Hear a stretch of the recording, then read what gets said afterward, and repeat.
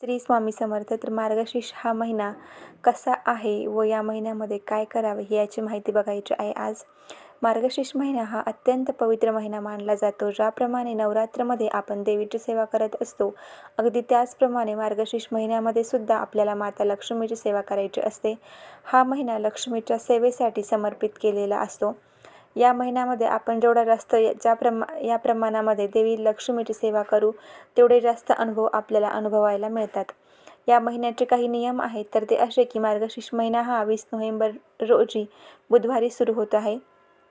म्हणजे त्याचा पुढचा जो गुरुवार असेल तो आपण महालक्ष्मीचे व्रत त्या गुरुवारपासून सुरू करायचे असते.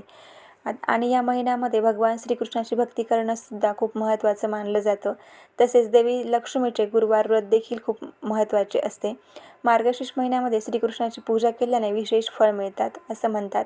दानधर्म करणे यामुळे आपल्या घरामध्ये सुखसमृद्धी टिकून राहते. आता कार्तिक महिना संपल्यानंतर मार्गशीर्ष महिन्याला सुरुवात होते. हिंदू धर्मामध्ये या महिन्याला अत्यंत पवित्र स्थान दिलेलं आहे. या महिन्याला अघन मास असं सुद्धा म्हटलं जातं.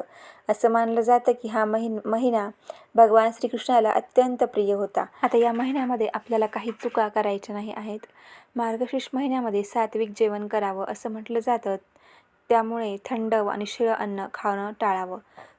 या महिन्यामध्ये तामसिक पदार्थापासून दूर राहणंही महत्त्वाचं आहे. तामसिक पदार्थ म्हणजे मांसाहार, कांदा, लसूण, मद्यपान यासारख्या गोष्टी खाणे-पिणे टाळावे. यामुळे आपल्या शरीरामध्ये उष्णता वाढते व मन अशांत करते. या महिन्यामध्ये कोणाचीही निंदा किंवा कुणाबद्दल वाईट बोलू नये, कुणाशीही क्रूरपणे वागू नये आणि अपशब्द देखील वापरू नयेत. आपल्या बोलण्यामधून आणि वागण्यातून इतरांना त्रास होणार नाही याची काळजी घ्यावी. आपले आचरण चांगले ठेवावे. या महिन्यामध्ये जिऱ्याचा वापर करणं देखील वर्ज्य मानलं जातं. त्यामुळे जेवणात जिऱ्याऐवजी मेथी किंवा धने आपण वापरू शकतो.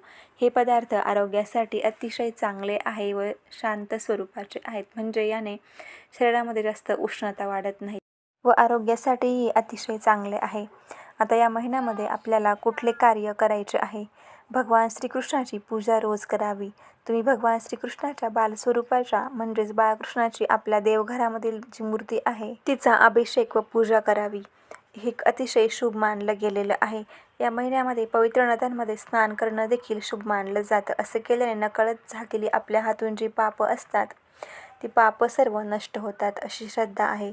जर पवित्र नदीमध्ये जाणं आपल्याला शक्य नसेल तर घरातच आंघोळीच्या पाण्यामध्ये गंगाजल टाकून स्नान करावं.